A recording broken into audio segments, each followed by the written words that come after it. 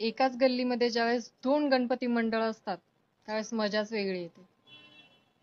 ह्यांची सुख करता दुःख हरता आरती चालू असते त्यावेळेस ते लवलवती विक्राळावर पोहोचलेले असतात आणि दोघांचे आमने सामने डीजे जोर जोरात चालू असतात. यांना वर्गणी द्यायची, त्यांच्या डीजे वरती नाचून यायचं. आणि प्रसादाला आम्हाला केळी नको, आम्हाला मोदक पाहिजे. ज्यांच्याकडे मोदकाचा प्रसाद आम्ही तिथे जाऊन प्रसाद खातो. आता तुम्ही म्हणाल प्रसाद प्रसाद असतो त्याच्यात केळं काय, आम्हाला नाही खायची केळी, आमचा हाच सीझन आहे, आम्हाला मोदकच पाहिजे. 10 दिवस आधी वर्गणी घेतली ना, मग आम्हाला मोदकच द्या. नवऱ्याचा सगळा पगार ताब्यात घेऊन त्याचं काय ना ऐकणारे आम्ही बायका 1,500 रुपये घेऊन सरकारचं ऐकणार होय.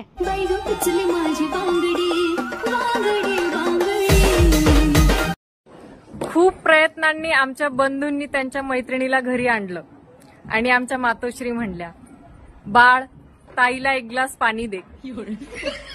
जागेवर प्रेमभंग.